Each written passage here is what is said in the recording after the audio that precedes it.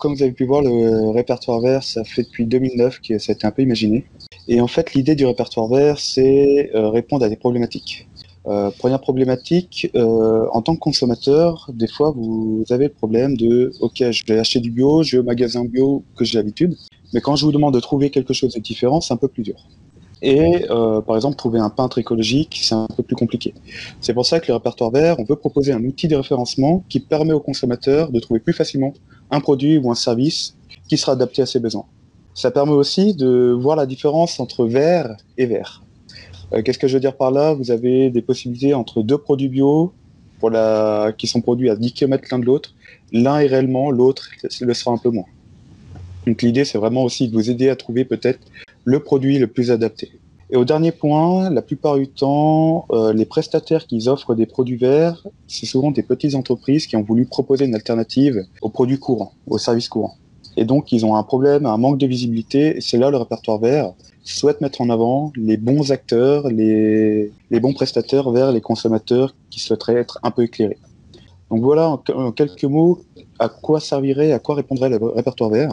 Et donc, ça serait un site web et une application mobile, et Yvan parlera de cette partie de lancement. Quand je vous ai parlé à un moment du problème en produits verts et verts, qu'est-ce qui est vert? En fait, on aimerait évaluer, et on va évaluer les entreprises qui souhaiteraient rentrer dans ce modèle d'évaluation et gagner une meilleure visibilité. Alors comment ça fonctionnera? Ça fonctionne avec une équipe d'audit qui est liée un peu à GCBO, et on évaluera les entreprises sous 9 dimensions.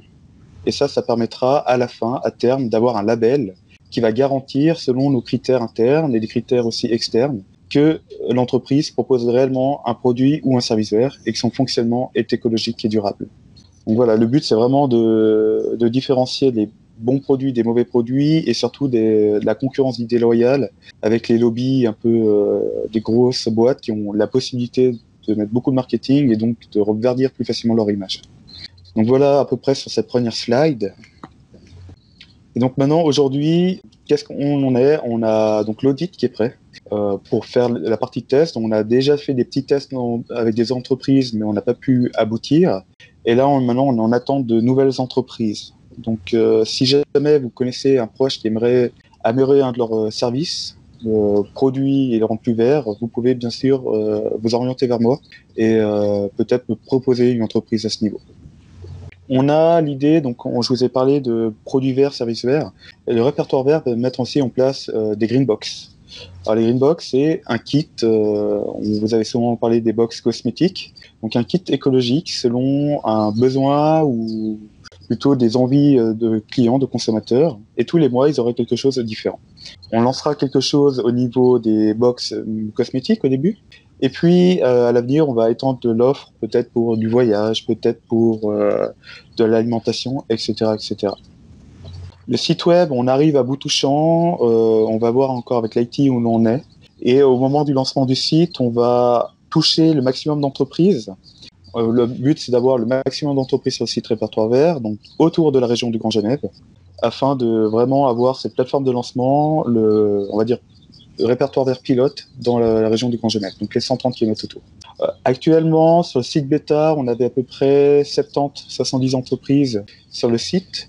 Le but, ça serait d'en avoir 200 à 400 entreprises au moins pour le début du lancement, afin qu'il y ait un intérêt pour les consommateurs de pouvoir venir. Donc, lors de ce lancement de site, une fois qu'on a les entreprises, on va mettre des challenges pour les entreprises afin de donner envie aux entreprises de devenir encore plus vertes qu'elles le sont déjà, qui sont inscrites. Et puis, sur les réseaux sociaux, quand on va lancer le répertoire vert vers les individus, là, on aura des jeux concours, donc n'hésitez pas, quand ça sera en place, de partager, de participer aussi à ces jeux concours. Donc voilà, pour le répertoire vert de demain, au niveau du site, on a un léger délai, donc on va voir où ça en est. Et les audits tests, bien sûr, si vous avez des entreprises pilotes que vous voulez nous présenter, n'hésitez pas à voir avec nous. Voilà un bref résumé du répertoire vert.